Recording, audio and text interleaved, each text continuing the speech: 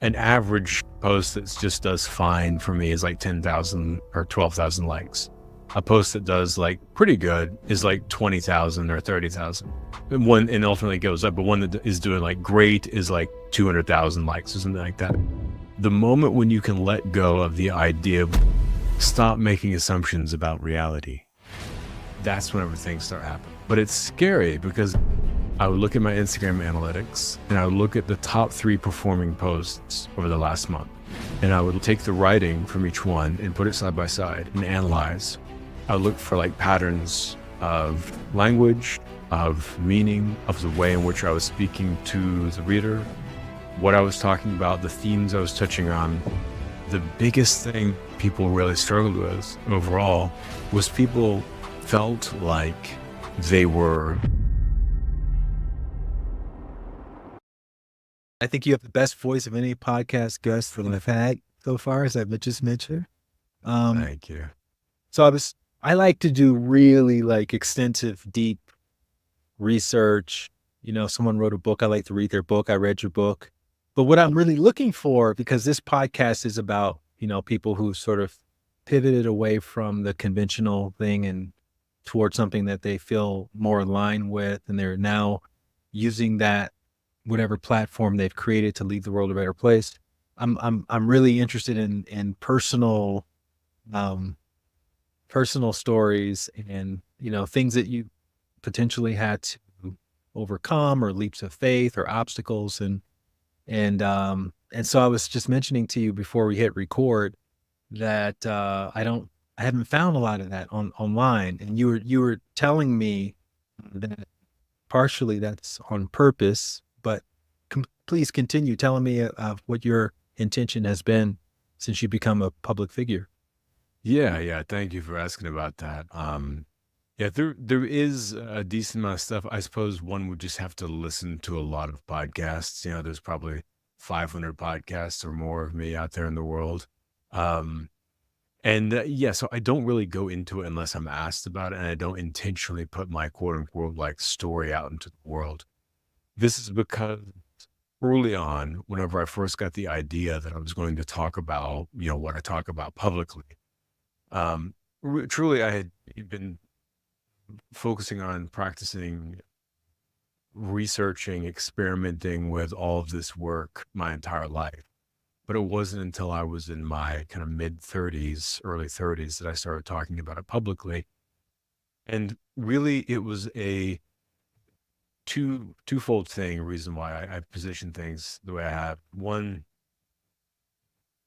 is that I really like to make like, I'm not interested in myself. I guess I should I really like to make what I put out there about the idea. And that way, the person who receives that idea can then make it theirs and, have their experience with it. For me to put my, fingerprints and like wrap every idea of mine in a story and kind of in my background, I feel like there's too much of my capital S self intertwined with the ideas in that mode of delivery. And so I like to just put the ideas out. And I've always thought about this. I was a composer in my early 20s, like a music composer. And then I had my own audio production company for like a decade. And one of the things I've always thought about was like, it's kind of my business model. It's like, if you make the thing you put out there like strong and undeniable enough, it doesn't really matter what other stuff is surrounding it. It'll just kind of cut through time and find the people it needs to find, and money and uh, opportunity and all that other stuff will flow around and from that, as opposed to kind of positioning something where it's the you that's getting all of that stuff out there. And so I really just focused on what I'm putting out there a lot more because of that. The other reason that I started doing that from early on was it was kind of like, it's unraveled over time, but it was to like safeguard any potential ego, gratification. Like I wanted to make sure that once I had a bunch of people every day telling me how great I was and how much they liked me and how much they were aspiring to be like me, which I don't know why you'd want to do that because I know me, but you know, I didn't want there to be a chance that I'd get a taste for that. Not that necessarily think I would, but I just thought, let me just make sure and do that as well and keep that nice and tidy. Of course, over the years, as a decade went on, as I continued doing the work publicly, it became clear to me that, that was more about me not being able to accept uh, love and appreciation and gratitude and be able to feel it is a good way to sidestep all of that stuff and not have to be vulnerable. Yeah, I get that. I understand that. And um I think on one hand it is you definitely want the work to speak for itself, and it should ideally. I know when I've written books, I want my book to sort of be timeless as possible. And the way you can achieve that is you kind of extract whatever the the backstory. Like if someone has to have context to understand this piece, then it's not going to be as timeless as it would be if you didn't need to read the little placard next to it. At least understand what the artist was thinking when they came up with this. Exactly. I totally get that. And at the same time, and I'm sure you found this because you do this in your podcast. You like to talk about, how people sort of develop the perspective that they have. And so what I like to do is I'm asking questions not as a meditation person, not even as an author, but really just someone. I want to represent people who look at your work, look at my work, and they see us posting and they see, these big followings and they see books and they see all these things. You're on these various podcasts and they think to themselves, I want to be like that, but I couldn't. There's no way I could be like that. Yeah. But they have this whole story around, how people like us are special.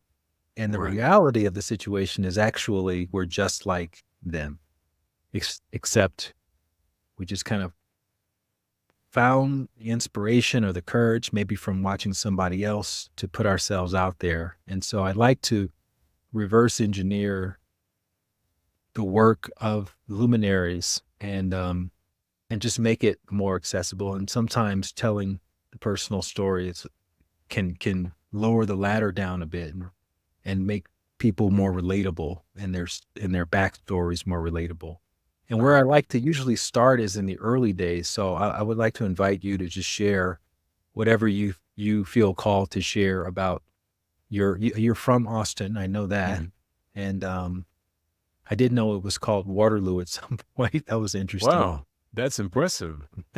Um, that's one of that's like a fact I'll pull out for somebody that I'll be like, only the dustiest of OGs know facts such as this. So I'm impressed that you pulled that one out.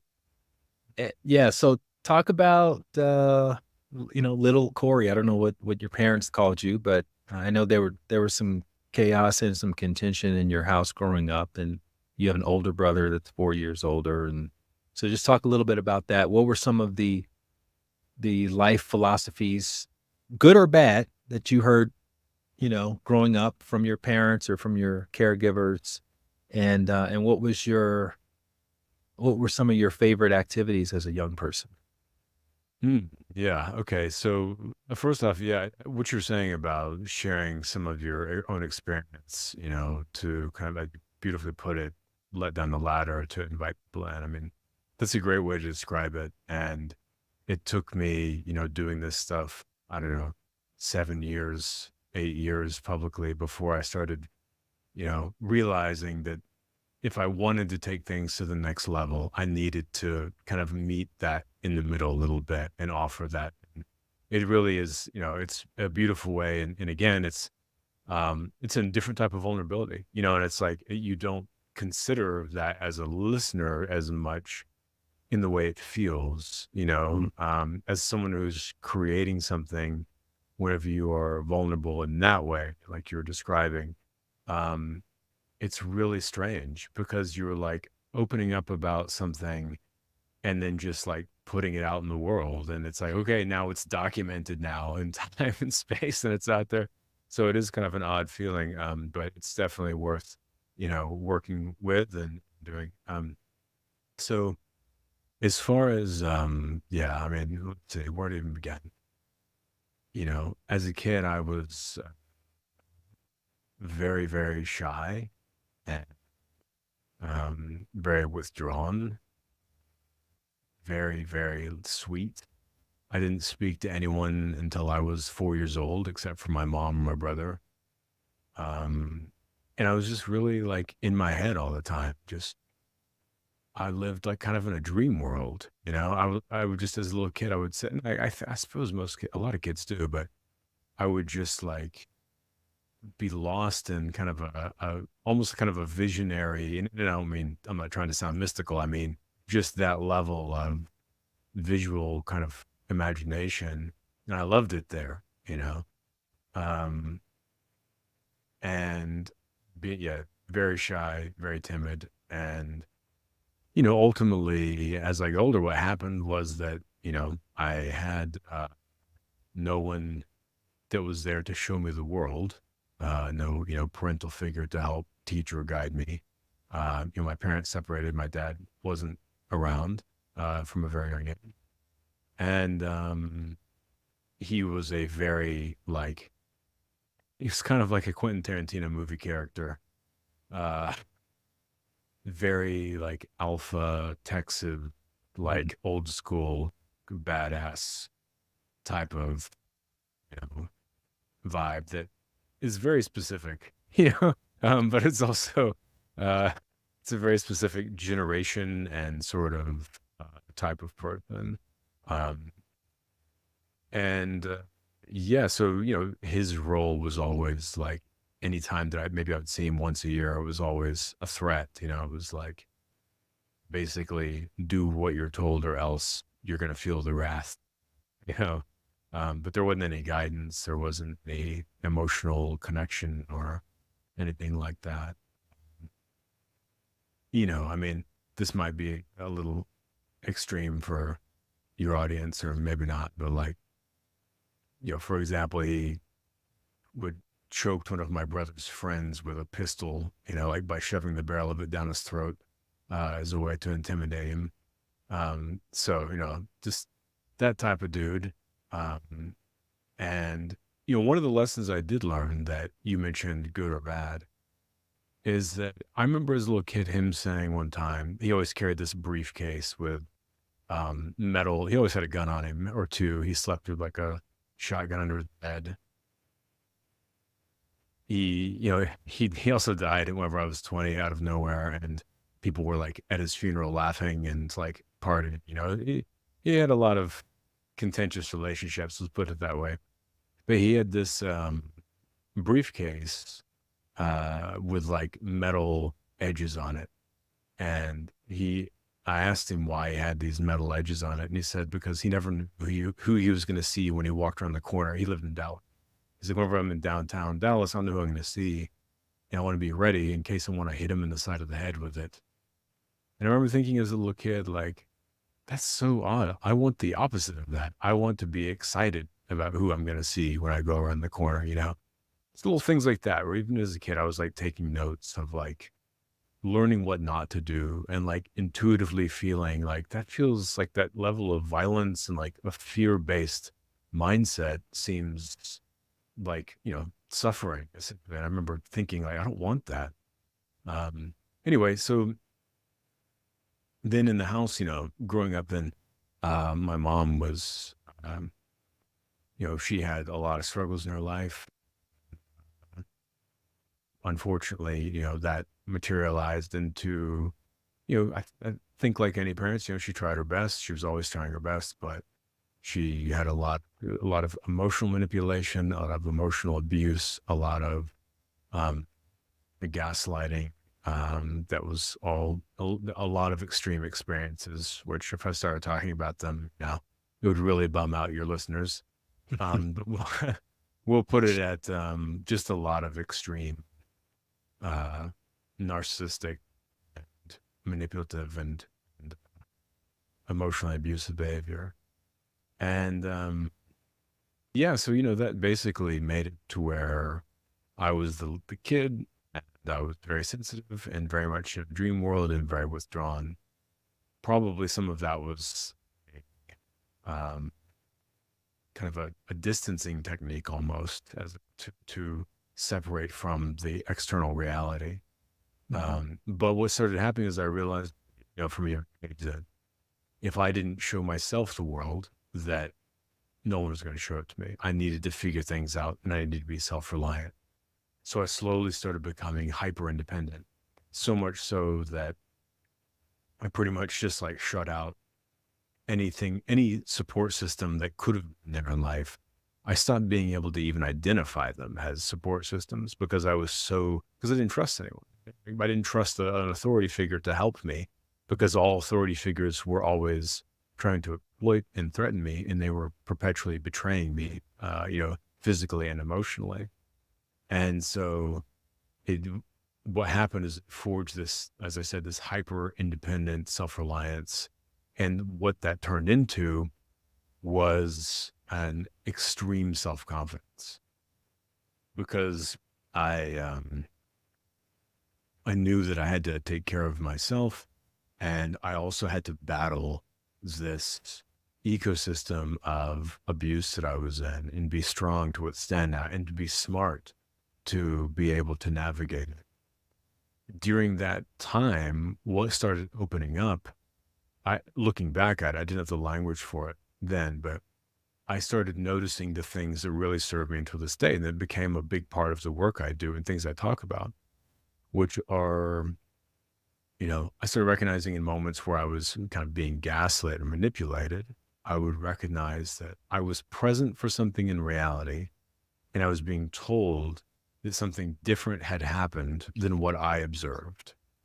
And it made me start realizing that everyone perceives reality differently and that everyone talks and believes truly, passionately, sometimes aggressively, a story about reality that, is relative to their emotional and cognitive biases. And I started seeing that clearly from multiple points of view. And it made me start watching for that. It became a tool to learn, not only to be able to see that happening so I could protect myself against it, but also I could use it to protect myself Mhm. in the ways in which I talked about reality. Um, and then from a very young age, no one in my family were readers. No one ever no real higher education. No books in the house, maybe a few National Enquirers, um, and there was no knowledge base. And I'm 42, so in the 90s, there was no internet. And I heard someone in public. This is like strangely divine. Like this is one of those things where it's like just a cosmic whirly gig where I'm just like, okay, I think there has to be, there must be something going on in this, you know, three-dimensional axis of time and space. It's beyond. This is so weird. How would just the domino effect of I overheard two people talking in public one time, and they said if you could have dinner with two people, living or dead, who would it be? And this random person said Jesus and Nietzsche. And I remember thinking Nietzsche sounds like such a cool name. Like I always thought it sounded like the edge of a knife blade. It's like this sharp, and it is. And so then I was in a bookstore, and I just really just getting a cup of coffee, and I saw that name on the back of a book whenever I was a teenager, and I was like, "Oh, there's that name." And I went over and I grabbed it, and I always felt so isolated. I always felt so um, the way in which I thought in the world couldn't connect with anybody. Like I could make people laugh. My brother and I got each other and we would laugh and just, we had that language and stuff. But outside of that, like I had a really hard time feeling like people connected with me, but I didn't feel like I was connected with them. There was no container for me to, um exist within. And whenever I went over and I opened this Nietzsche book, I was like, wow, this is how I think. And it's not what I think, but it's just the mathematics of logic of big abstract ideas broken down into potent, few words, arriving at an actionable point that created a shift in consciousness. That's like how I was thought from a young age. And when I read that, I was just like, holy shit, this is what I need to be studying. And so I became Was obsessed there with. like a specific Nietzscheism that sort of defined that part of your life?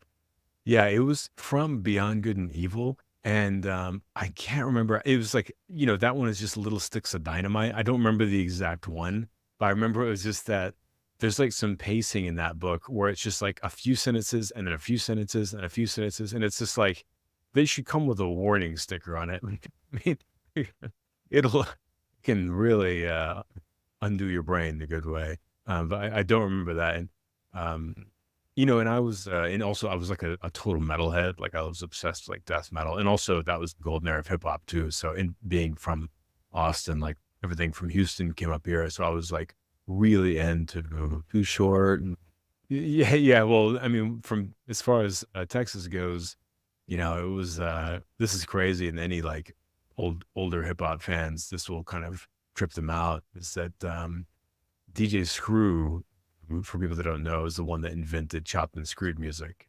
Uh-huh. He was from No. Houston, and he basically he invented it because he just would slow down, the Mhm. the tapes because they were all drinking codeine, so it was like in the same vibe as how they were feeling, and so it was like they would slow it down. But what he would do is they would just make cassette copies of these mixes he made, and they would just like handwrite like DJ Screw, like Wineberry over Gold Volume One or something on there, and then they would sell it like it was drugs. So basically, like they would be like, I got like 100 copies, and people would and I say that quite literally, is they had like a door, like a wrought iron fence door on the house, in the back door. You could come to the back door, they'd open up, you give them the cash, and they'd put an arm out of the It's like wire a trap fence. house for music. Exactly, yeah, exactly. They give you a cassette, and so I had a bunch of those. Like I had those cassettes from DJ Screw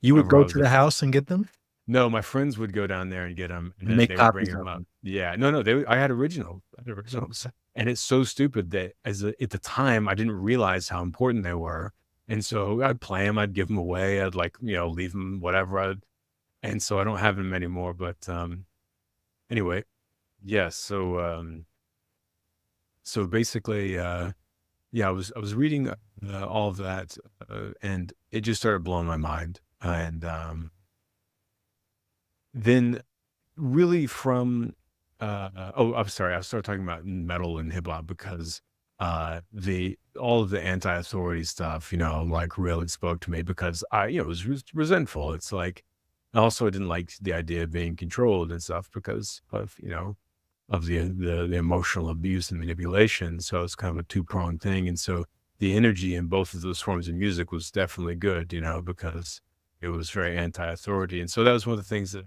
drew me to Nietzsche was the basically he was just like, you know, Hey, so a lot of you all have been reaching out with your guest suggestions. And look, I appreciate it. I do. And to help make it easier for those guests to say yes to my invitation, I need you to subscribe to this channel. Just hit the subscribe button below. And that's literally the best way to help me get you that guest on my podcast. All right. Thank you so much for helping out. And back to the show.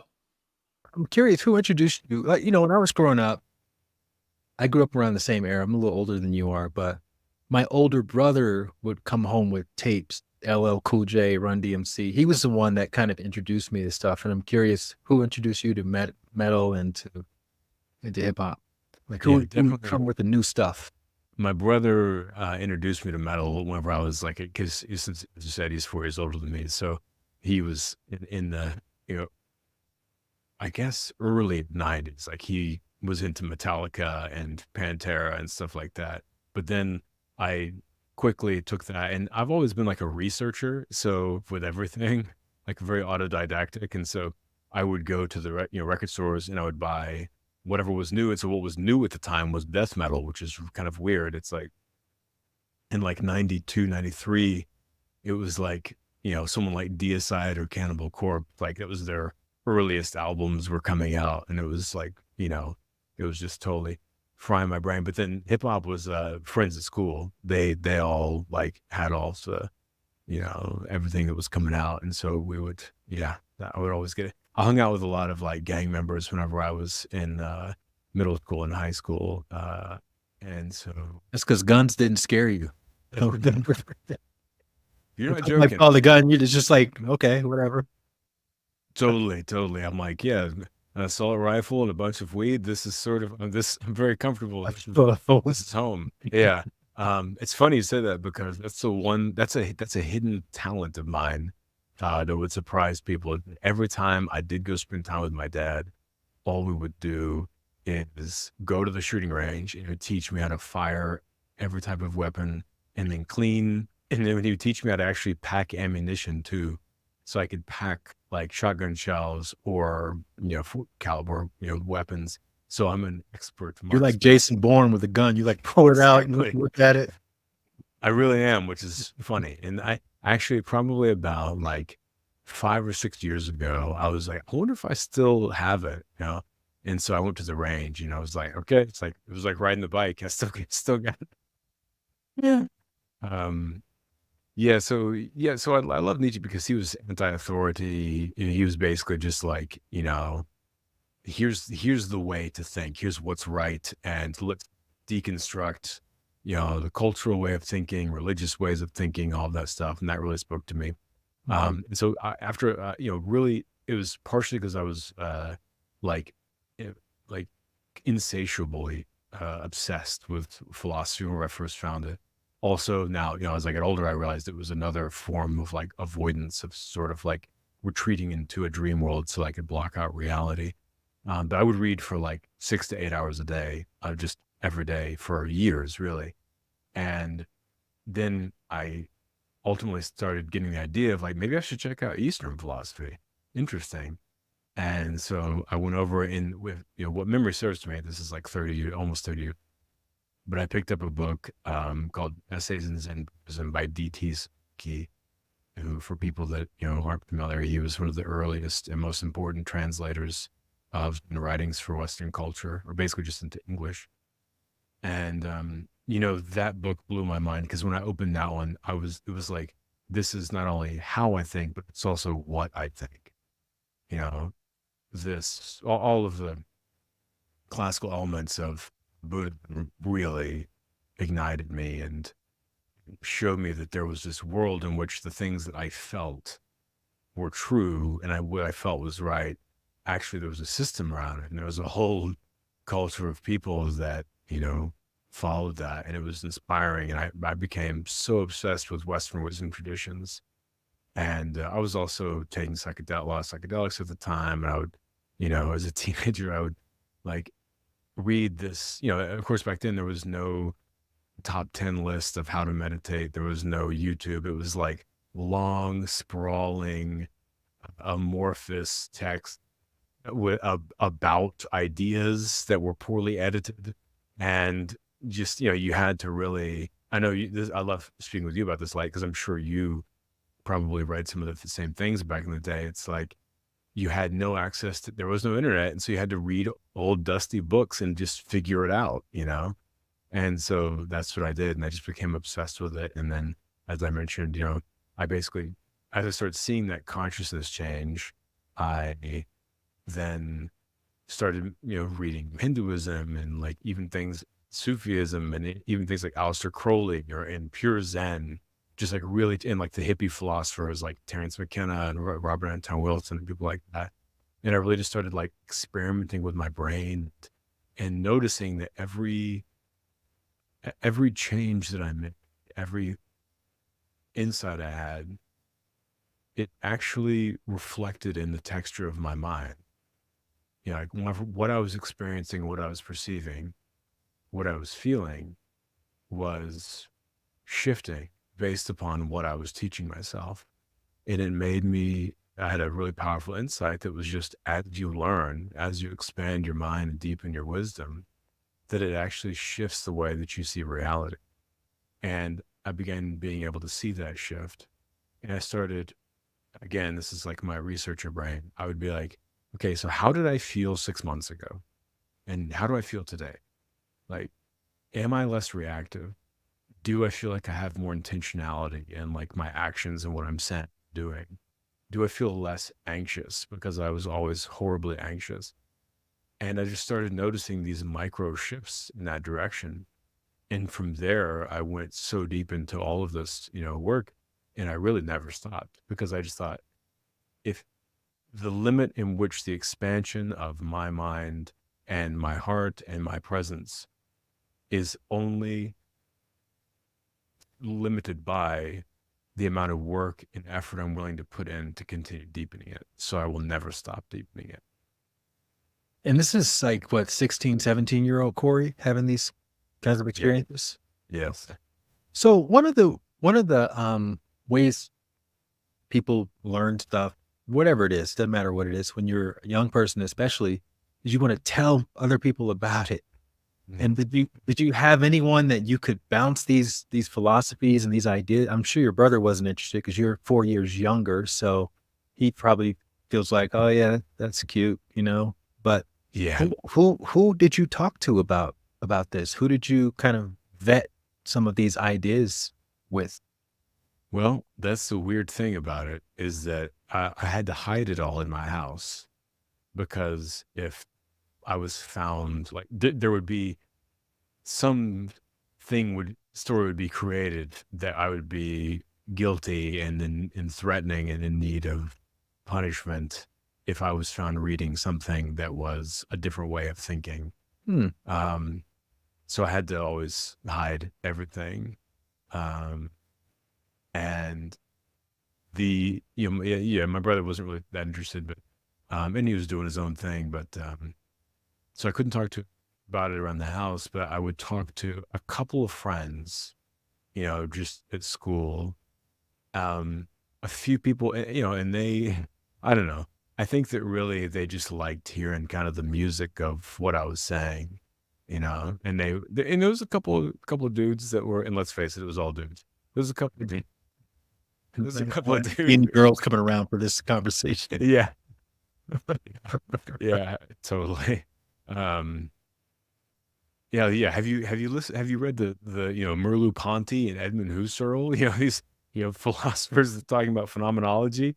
Um, no, but there's some guys that they they were kind of like tracking it, and they would be like, oh, crazy, like how interesting um and what that I like that you bring that up because what that kind of turned into was I figured out this way, and I hadn't really thought about this before, but I figured out this way to where I would always sort of like slip in the spirit or a little snippet of some of that stuff into what I was talking about in daily life. And so as I continued into adulthood, I was sort of always talking about it. You know what I mean? But not so directly. But people would be like, wow, I never thought of it that way. And they'd be like, of course, because I snuck in this idea. Which is a gift. It's a gift to take those concepts out of Beyond Good and Evil and to make them accessible, to simplify, to make it relatable to other people, which kind of is those are breadcrumbs to where this whole story is going. And on the other side of things, obviously you got really deep into music. What were the breadcrumbs of that? Were you in the school band? Were you studying an instrument? What was your introduction to music? Yeah, so it was at the same time that I got, started getting obsessed with this other way of thinking. That I got obsessed with guitar, and it was again, That's how you get the girls. yeah, You get the guitar going. Okay. that's right. Even though I'll say it never worked because, of course, I took a really nerdy approach to it. Um, Classical guitar. no, it was like shredding, like metal, like crazy solos and death metal shredding. Yeah. Um, but I got into it because I was skateboarding whenever I was like a kid, and I used to, I mean, I used to take like I would take psychedelics and then go down the biggest hill I could find and like while blasting death metal in my headphones because I thought that was, fun. Really, again, looking back, I'm like, this is just, I was trying to feel something. It's almost like cutting or something where a person's putting themselves in an extreme situation to try and force through some emotional connection because those internal circuits are so atrophied, that there's not a connection between the mind and the body and the heart. So I know that's why I was trying to have those extreme experiences, which I had a lot of whenever I was younger. Um, but yeah, so basically, then I was skating, and my brother was like, he was getting into playing guitar and stuff, and he was like, I was like, man, there's no rush better than like, going down, almost dying, going down the giant hill on a skateboard. And he was like, dude, you should try playing an instrument. Like playing guitar is pretty awesome. I get the same rush and a lot less, scraped knees and elbows and forehead. And I was like, all right, let me try it. And I remember I picked it up and I had this like a CD of the Jimi Hendrix Experience. And if you look in the little booklet, um, which by the way, for people listening that are under 35, there there was a little booklet you could slide into a compact disc and it had all this information in it. And so I opened it up and it had like just the main line from Voodoo Child in there. And so I got the guitar and I followed along just the tab it had in there. And I just, it's just, you just match the notes and the strings. And I was like, whoa. And it just blew me open. So I became obsessed with guitar. Then I was playing that 4 or 5 hours a day. It was all autodidactic. I would put on, whatever band, and I would just play along with it and figure it out. And I would just listen to the same song and play along. Um, I learned really fast. Like I was playing, I could play like all the Metallica albums and the solos after playing guitar for about 6 months. And my brother was just like, dude, this is insanity. Like, how are you getting, you're just so good so fast. And I was like, I don't know, just locked in with it, and so that was how I got obsessed with guitar, and then again as a teenager I was in like death metal and grindcore bands. I toured all over the place, opening for like bigger band stuff, and um, but at the same time, like it was never like I was trying to push it really far, and I kept trying to push the music further and further, like the complexity, and to get to a place where it was basically just kind of like white noise. And I was reading I was like really interested in like in minimalist art at the time. I still am, but I was really interested in that. And I read this line about how on a white canvas, a red dot, one small red dot, has more energetic feedback to the eye and to the receiver than a canvas that is than like a Rembrandt or something that's like a richly a textured, deep and nuanced picture. And I started thinking about that. I was like, oh, right, because the negative space is also a part of the equation. And the red dot, like they cast the energy through that negative space. It becomes immensely powerful in a very simple form. And at that moment, I just stopped playing guitar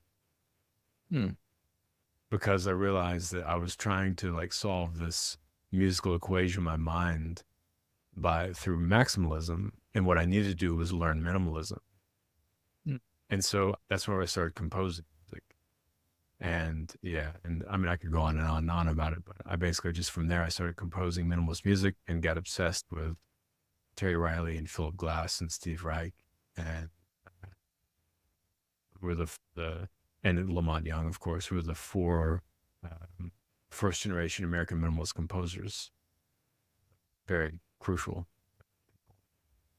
You kind of developed a reputation for having a special ability to create a certain sound, and then people started hiring you to create the sound. How did you articulate that in layman's terms?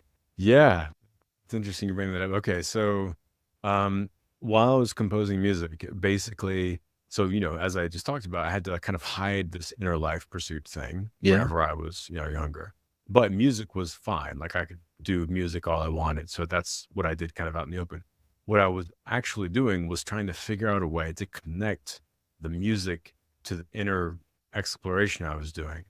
So even whenever I was a teenager, I would do things like, um, I would like do experiments and see how the vibrations of like a guitar string or something like that would affect the feeling. Cause I noticed, you listen to death metal, you feel super energized and like powerful. You listen to hip hop, you feel like, again, powerful. It makes you feel smooth, but also calm at the same time.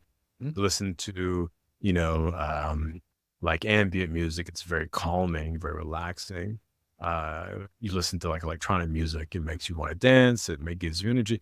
I just started noticing correlation between, how music could make me feel. And I started really thinking and like drilling down into that. Like, all right, not only is it of course, the rhythm that has a lot to do with it, but there's something about the way that what sets music apart from every other art form. It is the only art form that physically touches you. So you can watch a movie, you can read a book, you can look at a painting. Sound is motion coming out of the speakers, moving air in touching against your skin and funneling into your eardrums and resonating, like literally vibrating into your brain. It's totally blew me away whenever I realized that. And so I started thinking there must be a way to create to understand the root resonance in every form of music and why the vibration in that music is touching and moving the nervous system of an individual and causing them to have a change, internal change. And I just got obsessed with that. So I started experimenting with that like crazy, trying to figure it out and taking notes and stuff. Like I had all these notebooks whenever I was a teenager and in my early 20s of like figuring out frequencies and like, and this isn't like a 432 hertz type of thing I'm talking about. This is just literal science and like here's a sound wave moving through space, and how does that make you feel in your body, and which ones can we put together, and how does that make you feel? um and so yeah, so anyway, what I started doing was I discovered binaural beats, which is like whenever you have one tone in one ear and a slightly different tone in the other ear, it creates two sound waves that are beating against each other. So if you were to touch like a white key and a black key on a piano that are right next to each other, you hear that like vibrating sound. Mhm. That's because the sound waves are very close. And so they bump up against each other whenever they're moving and create that vibration in space. And so binaural beats are basically doing that, but then intentionally setting it to where the vibration is the same speed in which your neurons fire whenever you're in particular brainwave states. So the idea is that you entrain the brain into desired brainwave states by listening to these tones. And so I started creating these tones, but I had been composing like minimalist ambient music, thinking about the emotional side and the consciousness shifting side of sound already. And so I was making these things that I would meditate to, or that I would make like an 8-hour version of something and then just listen to it while I was sleeping and wake up and be like, okay, how did I feel? What happened during the night? Like what's my consciousness like now? And so, yeah, so then, probably like 10 years later, a friend of mine at the time was like, hey, have you ever heard of binaural beats? I was like, yeah, sure. I've experimented a lot with them. Is could you make some? I'd love to hear some. I was like, yeah, sure. So I made a few, and I hadn't tried to make any in forever, but obviously that 10 years I had spent producing music for a living, and also my internal pursuits have gotten, much, much richer. And so I made them and they were very powerful. And what's crazy about it is that it was so fun in my studio. Like as I was making them, I was like, I'm tuning the frequencies and the vibration and producing it all. And I was like noticing, like using my, ultimately access concentration and my mindful internal awareness to observe how the texture of my consciousness is shifting as I'm producing the track, and noticing whenever it gets to the space that I want it to be in, I'm like, now it's done. Now it's perfect. And I was like, wow, this is so weird.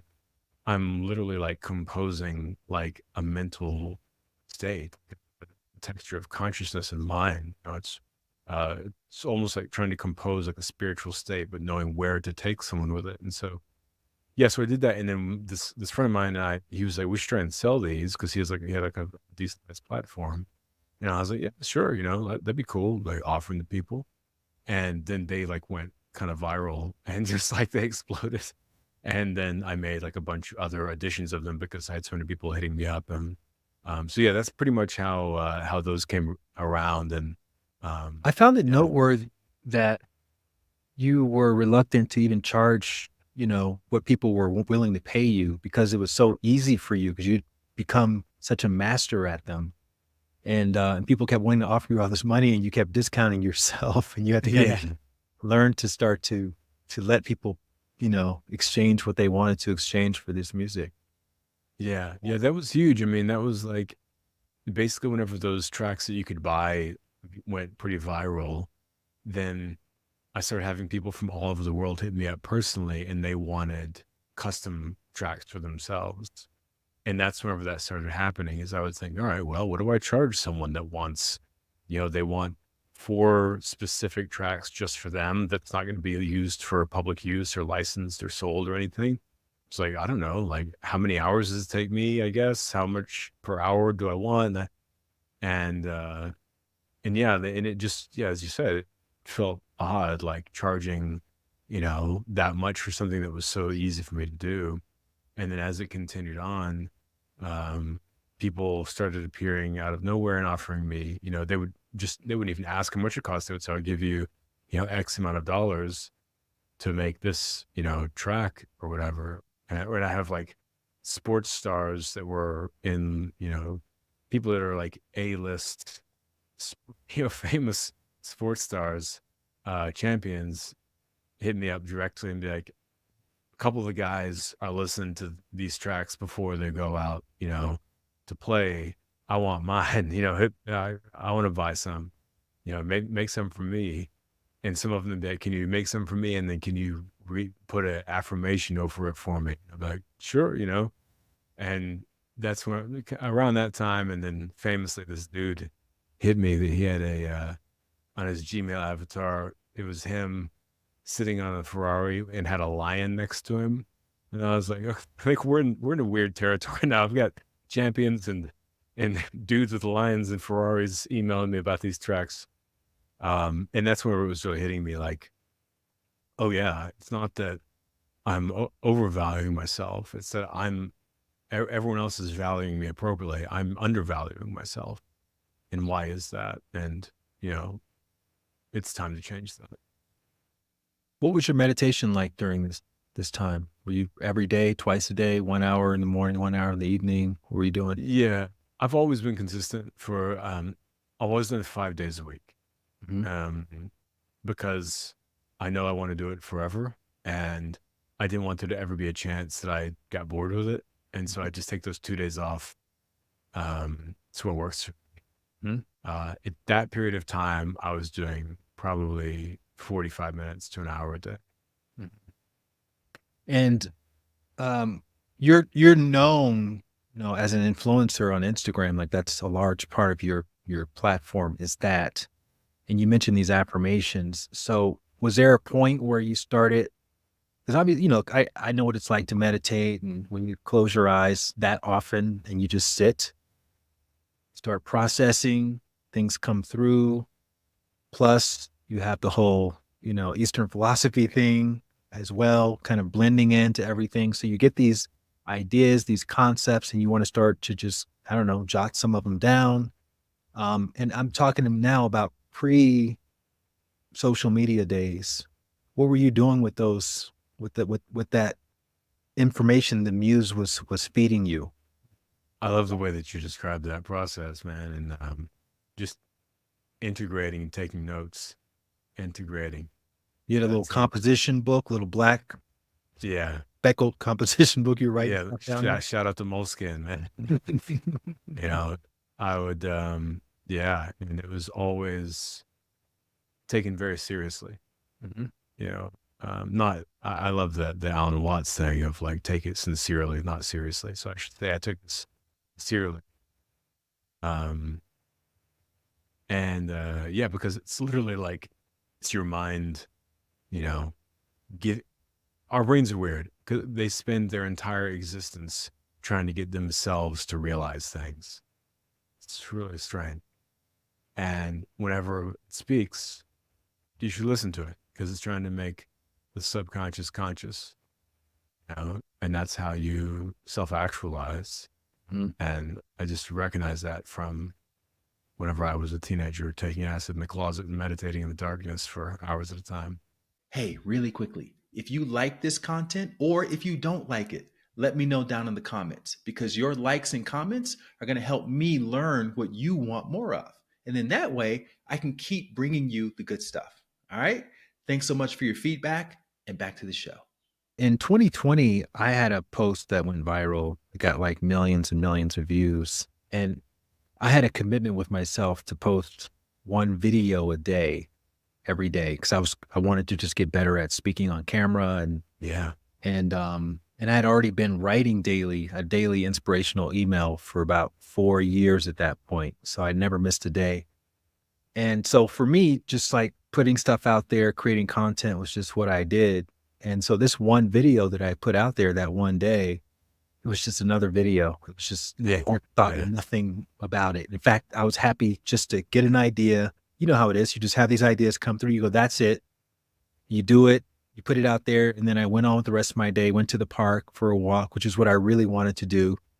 And then I checked later and it was like exploding. But I think, again, people see stuff like that and, they imagine that there's more thought put into it than there actually is. And also, if you look closely, there's a backlog of content. Even remember that guy with the cranberry juice and the skateboard who went viral over that Yeah. year? Fleetwood Mac song. Yeah. Dog face something or another. So when I saw that and I went to his account on TikTok, he had done hundreds of those videos with the song playing, with him doing something kind of, so that was just another video on another day. And you have a story similar to that. You posted this thing, reframing your perspective is a powerful move, dot, dot, dot. Talk a little bit about what happened prior to that. What was your agreement with yourself? When did you start posting? What was your cadence like? And then that particular post that went viral, uh, I'm sure, I don't know. I don't want to assume that it was just another post as far as you were concerned, but just share the backstory.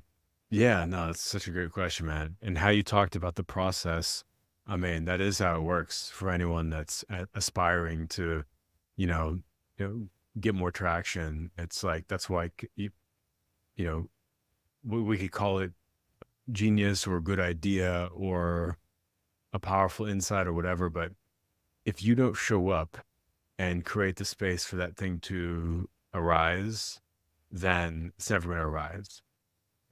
So you have consistency is everything.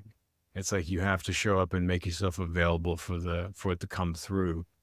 And eventually the right thing at the right time and the right words that you won't expect will come through. But you have to make yourself available. And that's the key to, I think, in my mind, creative success. Um, but yeah, so for me, I was not really messing with social media too much, because I had my plan.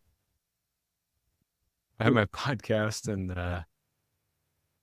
I will say, as a quick side note, like I've had a few good close friends of mine over the years. They're like, you just, it's like I have a weird pattern of mine where I get interested in something and start working on it, and then like there's just like a weird, like it just like a quick breakthrough into a whole nother thing. It just kind of just happens quickly, I suppose. I don't know. Anyway, I wasn't really messing with social media because, look at me, I want to be, no one wants to see pictures of me posted on Instagram every day. And I don't think in pictures. Like, I don't take pictures. I don't ever think to take them. And so I was just sort of like, it was people that were like serious fans of my podcast followed me on Instagram.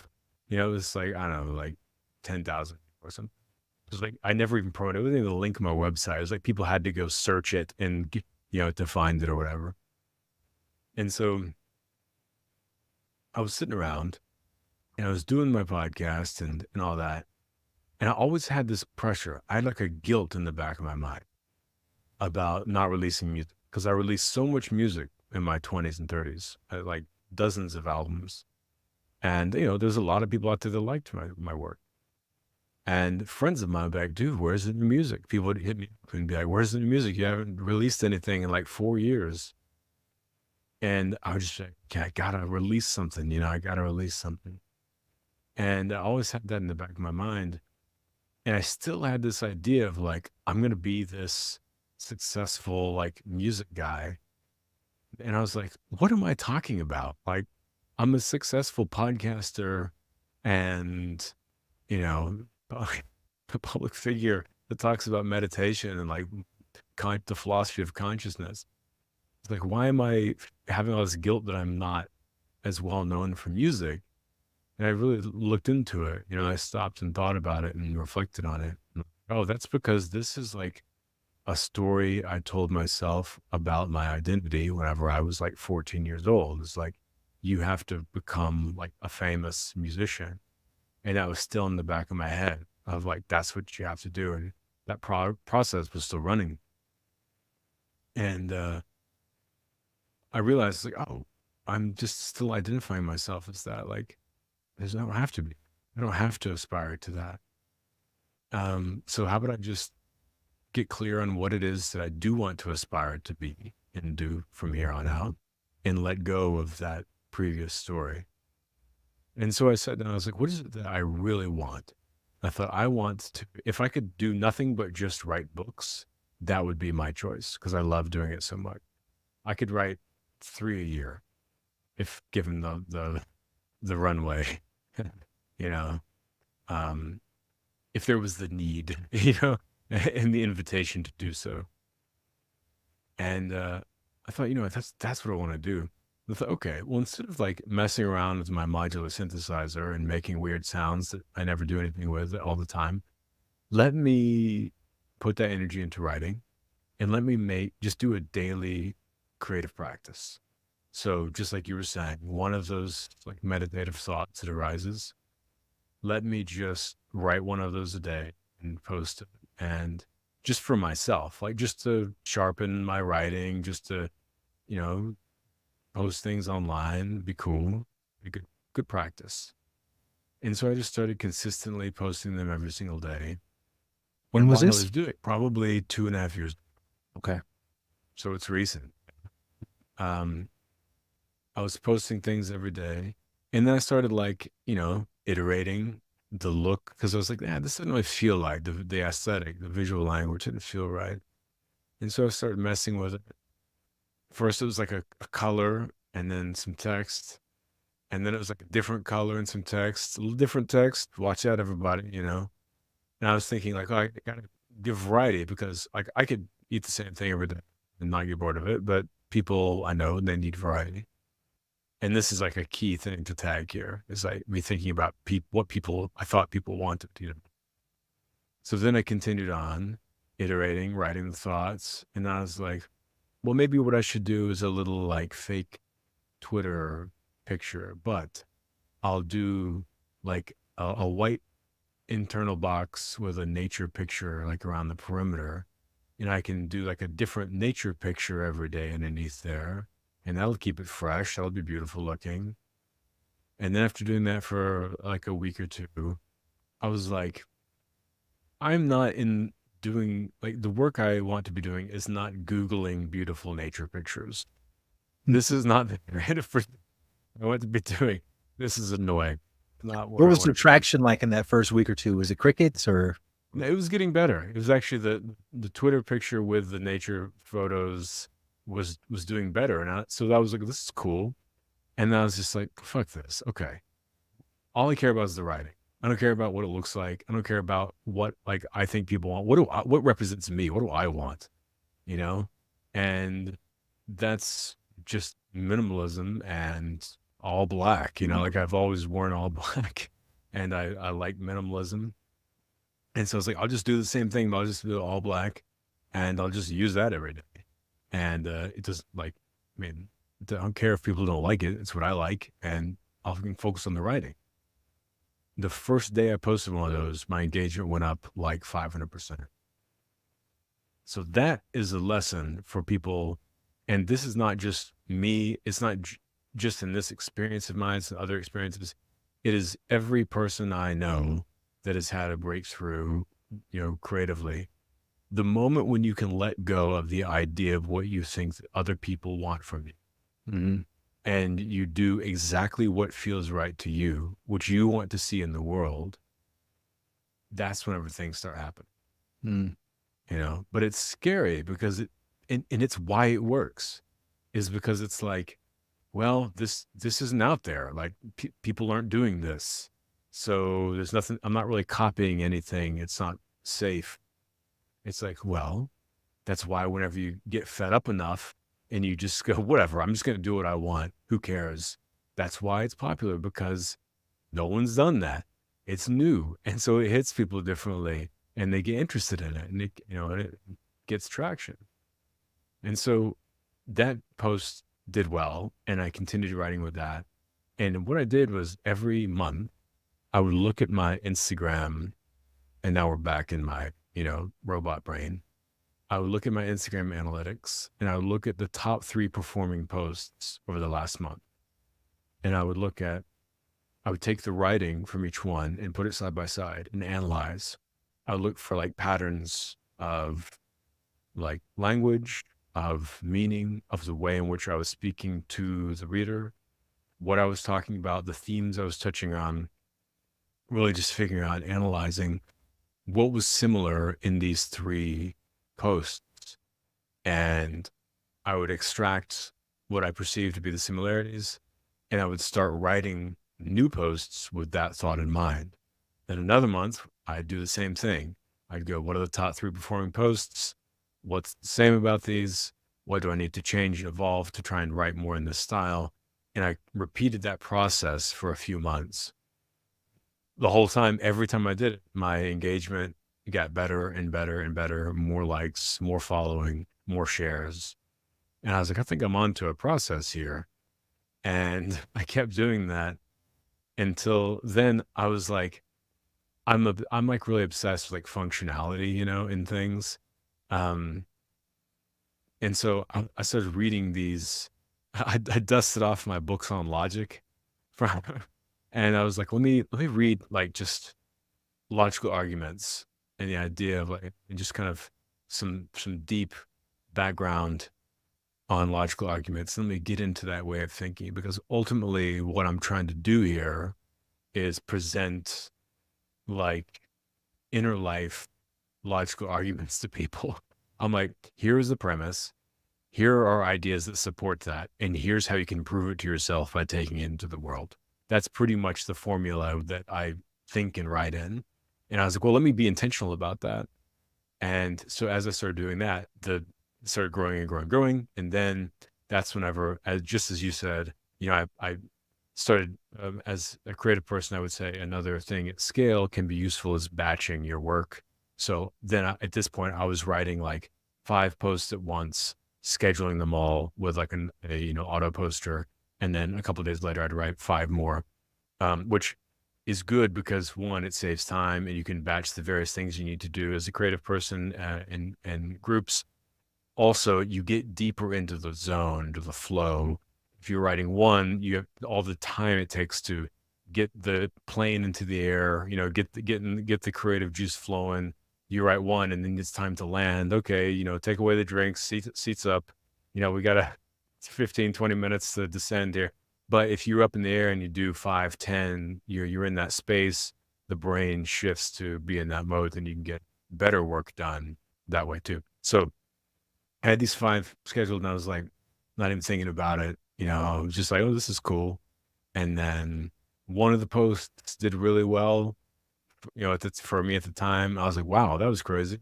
Then a couple of days later, the next one did really well. And some friends of mine, people that are influencers I know, shared it. And then the next one did really well. And it just went like, did like 100,000 likes in one day. And I was like, wow.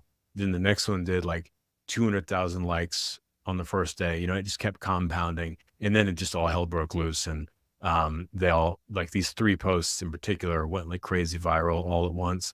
And I don't know how much you want to nerd out on the algorithm, but we could go into that as well if you want. Yeah, I love it. Let's go as deep as you want to go into it. I think this is very insightful and helpful for people out there, and for Okay, me cool. as well. Yeah, cool, cool.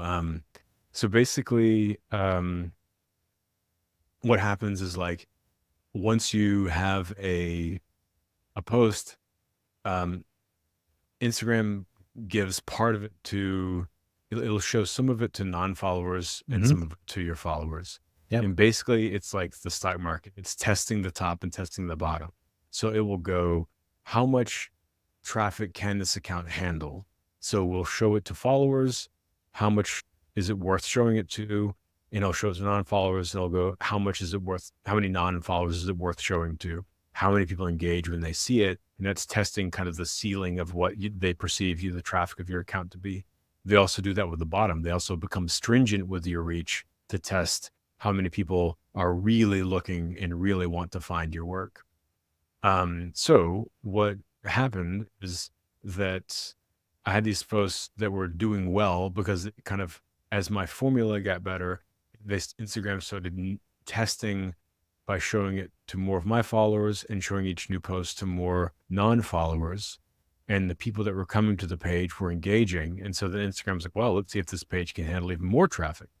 And so then right as it started organically testing to see if they should start showing my stuff to even more non-followers, then people, friends of mine who were influencers on that day happened to share the stuff in their stories and tag me. So it brought in like 10,000% of more non-followers. And that told the algorithm, holy shit, we need to really feed this to non-followers because look how many people are coming in that testing period. And so then it sent, me to, I started popping up in people's suggested feed because of that. Because then the next stage of them showing you to non-followers, like of like communities, is then popping you over to like, it's going to be in people's feed now that are like 2 levels removed from you. Like someone that that someone that that doesn't follow you is going to get your post in their feed. And then if that's successful, if people then like and follow and engage with that, the next step is it pushes you out to like all of Instagram. So you go into just the ecosystem of Explore and to people who aren't even interested in like wellness or personal development stuff, they'll see your thing suggested, and that's how something goes viral. So in my case, what happened, and I actually manufactured this on a second go around. So I started noticing this happening. And so that was like 2 or 3 days. And then I posted another thing. And as it started taking off, I then asked every big influencer person I know to please share it in their stories and tag it. And then that happened. And that post just like totally exploded because Instagram was already sort of like getting horny for my, for my content. And then that's one of those posts really blew up. And you'll notice bursts of 3 as far as engagement goes on Instagram. Like if you post one thing that does really well, the following 2 posts will also do pretty well. And then inevitably post 4 will not do well. It's because it gives you, and like you could go back and look at your own stuff. You'll see patterns of 3 in this. And basically it's doing that process I was talking about, but it's kind of like a sawtooth wave of like going up, and it cuts it down and cuts your engagement a little bit. And it'll let you thrive whenever something else hits for 3 posts and then cut it off. And it'll do it every time you get like a good boost. But I noticed that like the previous post was kind of at the bottom where it had gone down again. So I knew one of the next 2, I had an opportunity to really hit it. And so I had everyone share it. That when the post did well, boom, it went viral. And just like my account, I gained like 100,000 followers in like a week. It's fascinating, man. Talk about how often are you recycling posts? If you don't mind sharing that. And Sure. can you give us like the gist of the formula that you sort of honed in on from your research that worked for you? Yeah, so recycling post is it's interesting is I've had a few meetings like Meta has reached out to me and I don't know if you've had that, but they've reached out and asked me just I could have a talk with one of their data analysts and basically just ask them any questions and they said that they've done deep dive to my account and they'll say like here's what we see and so I've had a few of these conversations that are really interesting and what's fascinating to me about the algorithm is that they don't control it. Like they don't know what's happening. They're researching. So they're studying it. So they will that's why any listen to the languaging. Like if you look at the creators page or something, or you see Mazzari talking about something, he'll go, we find in our research shows that people that post 5 reels a month or whatever do better. That's what they're talking about. It's like our research shows they're studying what the algorithm is doing because it's like alive and it's self-evolving, right? Yeah, it's like Um, Frankenstein. oh, it sure is. Yeah. Um, but yeah, so it's really interesting to just talk to those analysts and kind of like get feedback and stuff like this. So as far as recycling posts, I asked them directly, one of their data analysts, if that was a good idea or not. Because one of my strategies is that like if your account is always growing and you have posts that do like really well. So I'll have some, you know, an average post that just does fine for me is like 10,000 or 12,000 likes. A post that does like pretty good is like 20,000 or 30,000. And one and ultimately goes up, but one that is doing like great is like 200,000 likes or something like that. That's one where I'm like, oh, nice, you know. So one of those that just like really hits and does like 150, only 200,000 likes. I'll be like, okay, point taken, and I'll remember that one. And what I do is we'll wait 3 months, and then I'll post that one again and see if it gets the same type of engagement. And if it does, I'm like, it's a hit song. I have evergreen. I have a hit on my head, and people like hearing a hit, And also, the way that the algorithm works is they don't show, So if I have 500,000 followers, they show a new post to 50,000. They show it to 10% of your following. And so that's why I get 10,000 likes on a so-so post. Um, but every time that you post, they show it to a different 50,000 people. So if you have one that's a hit, then 3 months later, you drop it and then a different 10,000 or 50,000 people see it. You got another hit and it brings more engagement to the account organically as a whole. And people that have already seen it, it's a good reminder. They comment and if they comment about it, they'll be like, "Oh, I love this one. This is one of my favorites. It's such a thank you for posting it. It's a good reminder." So what I do is I will have a folder which is basically a collection of all the hits, and I think about. Sorry, this is so complicated. Think about multiple spinning like timelines all lined up that are syncopated together. So if I have like 30 posts, I know that always crush and do, 6 figures whenever I post them as far as engagement goes. If those are spread out every like 10 days, 2 weeks, and they are repeating every 3 months, but you have them all in a timeline where they're staggered, you basically repeat the same post every 6 months or every 8 months or something like that. But in the meantime, another hit is going to be going, and then you'll see that one again in 8 months from there, and then another hit, and you'll see that one 8 months down the line. So you're not just posting the same thing over and over. You've got kind of these multiple layers of things that are always syncopating over time together, so it's fresh and you're always drawing in that kind of rock star engagement, so that's telling as a whole is telling Instagram like, hey, send this account traffic, because every time, because you got these big songs that are hidden, um and so I explained that to the one of the data scientists I talked to, and he was like, huh, well, I never heard of anyone doing that before. And I normally advise people not to repeat content. He goes, but if it's as long as they keep hitting, keep doing it. He's like, if that's working, like that's just something that we haven't really studied or thought about. But if it's working, keep doing it. But I would normally say don't. So I was like, cool. So that's like, as far as reposting content, that's what it is. And what about the gist of the format that you've kind of honed in on? Yeah, as far as the writing format goes, do you mean the writing format or just the overall? Like, okay, yeah, I mean, it's basically it varies. There's a couple of different types of posts. Some of them are very instructive, and I'm trying to basically give everything to talk about is ultimately has mindfulness and self awareness. I remove the wallpaper of language and the kind of the buzzwordy terms because that creates a barrier between a lot of people. And also, people have a preconceived idea of what those things mean.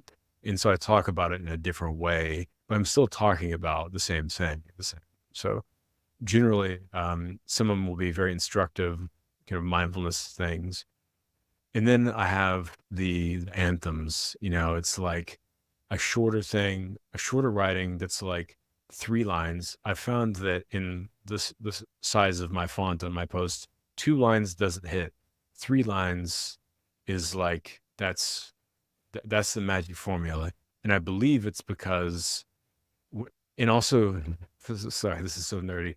But also the if you look at the structure of the sentences of the ones that like the 3 line ones that I post that like really hit really hard, they they generally don't have commas, and they are kind of like a parallel sentence structure. So what's happening is that like um if you were to take an inhale, you could say that sentence one time with one breath as you're exhaling, and there's no linguistic or syntax resistance in the sentence. So there's never like you could do this, but you'll do this and you'll do this. That's 2 points of resistance, but what doesn't have resistance is saying, the same courage you have to leave behind what's no longer for you is the same courage that'll take you to what is. Like you feel the I love difference. that, man. I love that you put that much thought into it, and it's like your own version of a haiku, But because Yeah. again, I post a lot, and people don't realize how much work it takes to shorten something. Because they'll get in the comments, oh, well, you didn't mention this exception and that exception. Or it's like, I definitely thought about those exceptions. Trust me, I thought about them Yeah. 4 levels deeper than you have. Just casually glancing at it. But there's an art to this as well, and it takes discipline. It takes discipline to simplify and to err on the side of efficiency and to honor the tone of the overall platform, which is, look, this is fucking Instagram. I'm not a therapist. You're not in an ashram in India. This is Instagram. The post just before this one was somebody's tits. The next one is a pug, you know? So Glad. you have to play to the audience. And I love hearing all of these details because it just makes me feel like I'm not the only one who puts this much thought into Yeah. these things. Yeah, man. I mean, I love hearing that you think about it as well, and it is hilarious. People are like, like you said, like, what about this exception? It's like, I mean, look, that's what the book is for, Mm, okay? You know what I mean? This is what what do you want? If I did write, 10 carousels of text with all the angles and exceptions, you wouldn't read right. it, because that's what you're here for. You're here because you're looking for this is a form of avoidance for you. You're not dealing with what you wanted, something. So you pick up your phone to look through Instagram. You happen to follow these accounts that help you think in different ways or make you feel better about yourself. And you're looking to not do thinking. You're looking to receive information because you're here because you're looking to avoid and you're tired. And so you don't want to have to think hard. But now that, so you can raise exception with something. Now that's a form of you furthering, actualizing and expressing the suffering that you were already feeling whenever you came here in the first place. It's why you came here. And so now you're just offloading the suffering as opposed to working through it and letting it yourself through, trying to raise some exception that is a fallacy. I don't see you in the comments much. Do you have a policy for that? Do you go into the comment? No, I mean, yeah, comment. I normally try and just like kind of high five people that post on my stuff. say thank you or like, appreciate it or drop little emojis or something. Um, I don't get like crazy with I do like every once in a while I comment on other people's things. But really I just kind of I try and hit the first, 10 comments that I see and just respond to them. But you know how it is, man. It's just like an endless river. You can never see it all or get to it all. So I just kind of let randomness be my guide. Let's talk about the book, Brave New You, which is your follow up to Now is the Way. These are such like be here now type of titles. I love it. When you were Yeah. writing, when you're writing these books, which, you know, again, I've written books and I have books in mind. Like I want this to be the next Be Here Now. I've written a book that I want it to be like Be Here Now. I've written a book that I want it to be kind of like David Lynch's Catching the Big Fish because I'm a big fan of his work. Right. Stephen Yeah. Pressfield's The War of Art. And you're, all of those books are kind of like manuals. They're like life manuals. Some told in a more casual way. Yours also is very much a life manual, like somebody with, say, kind of like how you described yourself, when you were younger, someone who's just kind of trying to find their way in the world and develop a level of self-confidence could pick up your book, particularly your most recent book. I haven't read the first book, but Brave New You. And from A to Z, you have a roadmap on, how to practice mindfulness, how to show up in everyday life, how to interpret various situations. So what were the avatar books in your mind when you were writing this? And who was it written for specifically? Yeah. Well, first, I just thank you so much for actually reading it. I appreciate that. And I'm grateful for you putting the time to do that. And yeah, here's what's, interesting is I actually don't use like kind of the avatar book model. And there's certainly nothing wrong with that. I, for this book, for example, I wanted to, I wanted to know like, what is it that people actually Mhm. need that I don't know, that I'm not aware of? Because, we think we know what people want, but that's what we think what they want. It's not what they actually want or need to help them. So what I started doing is I started looking at my comments, the engagements on my posts, on like my newsletter, on Instagram, what themes and different things that people were interested in, what people, the DMs, like what people are asking for, how they responded to things. And I started just taking notes. And I'm like, okay, this topic, every time I talk about this, people really respond. It means like culture as a whole needs information on this right now. This is a problem. And I did that again. So every single thing I touch on there is chosen by me sort of fishing in the ocean of people that are out there, and, half like my content reaches like 1 million people a week. That's a pretty good sample size of humans. And so I started just doing that. I did it fucking over a year of just like writing this down, like, and then the biggest thing, and this was kind of surprising to me, the biggest thing people really struggled with overall was people felt like they were their life was destined to be, and it was could be a little not even crazy, but a little bit better. Like they could just make this one move that it would really improve things and make them happy and make them feel better and etc. But they felt like there's this barrier where it was just out of their fingertips. They could almost see it being possible, but they just couldn't quite find the map there. And that's why I was like, all right, here's what we need. Of course it's all written through the, ultimately I use the tools of mindfulness and some psychology that, you know, um, I know people will, that's kind of I suppose engine behind it. But I'm like, let's write the roadmap from someone who could start today and how they could get to that place where they could really step into a world in which they could get to where it is that they want to go in life. And, we started this conversation talking about me not sharing stuff in public, about myself, but all of my stuff actually is me doing that, but like my identity is connected to it. It's like, so I'm like, here's my roadmap. Here's what I did in this order. And here's the pitfalls that I ran into. Here's the barriers. Here's the dumb shit I did along the way. Here's how to not do that. And here's how you can get to where I am today.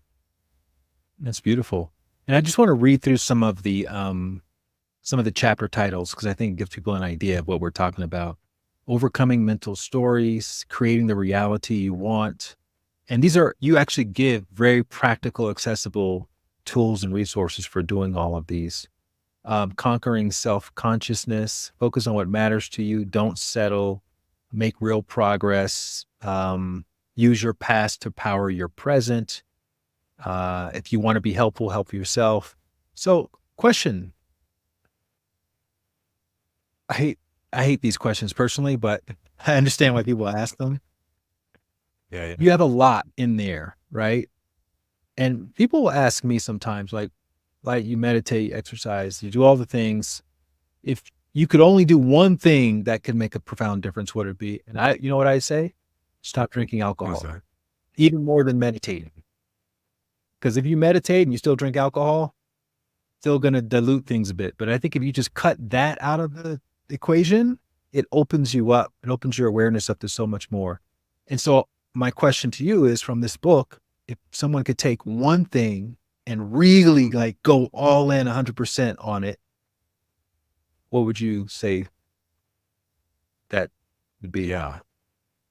I would say, it's the choice is very clear to me, and that would be meditate while drunk. Yeah. Aside from Yeah. mindfulness, because obviously mindfulness would be probably the top of the list. Yeah. Meditation is number one, Mhm. of course. And it's basically achieving kind of the same thing that you were talking about. Let's see. I would say stop making assumptions about reality. Mhm. I think that's probably the most powerful one, the most important one, because it's sort of the fountainhead of most of our suffering. And I could just, give an example, a very like light example, no pun intended, about about this is like, one example would be if you text a friend and they don't respond, and a few days goes by and you're like, huh, like that's weird, they didn't respond. Like, are they mad at me? Like, did I say something weird to them last time? Then a week goes by and you still don't hear from them, and then you flip over to like, well, screw them, like if they're too good to respond, and then they hit you back and they're like, hey, man, I was traveling. I'm so sorry I didn't see my text. I'd love to. I can't wait to see you. Like, I got some awesome stories to tell you. Then you're like, oh, right. So in that week period, what happened is you created this narrative in your mind about what was happening based on no facts, nothing about reality. And in the meantime, the way that you were thinking influenced how you were feeling.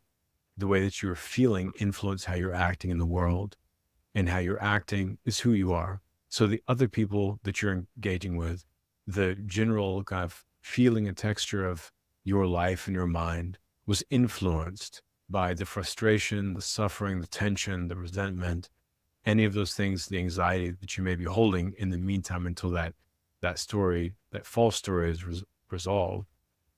And so that can go for something as simple as that, or in a relationship, and the story you tell yourself about about whenever you go like, I'm going to go, do this thing. And you're like, no, I can't do that. Like, not me, why would I think I could do that? I'm stupid and ugly and no one loves me, that you stop and you're like, wait, I'm just creating a story that's all based on assumption. I have no proof that the thing that you want to go do isn't doable. Like, you got no facts.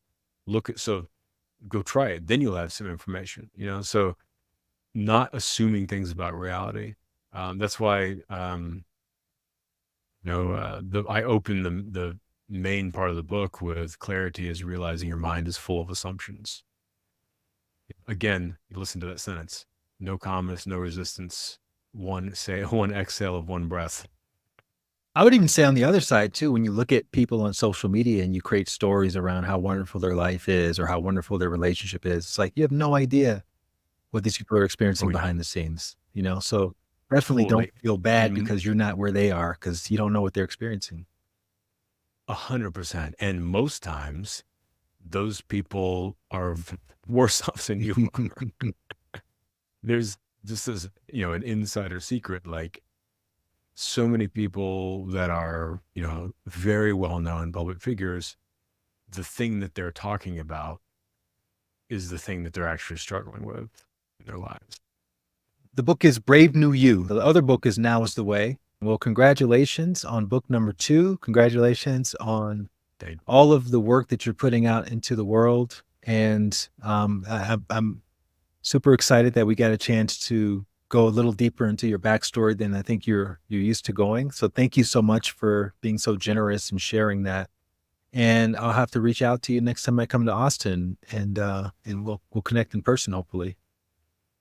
yeah, please do, man. And thank you so much for having me on. I mean, this was such a beautiful conversation. And so, uh, such wonderful questions and insights and just kind of space creation on your part. So, thank you so much for that. Yeah, it was really, really enjoyable, and I had a great time hanging out with you, man. Thanks, man. If you like that video, you're going to love the next one. Click this thumbnail right here, and I'll see you over there.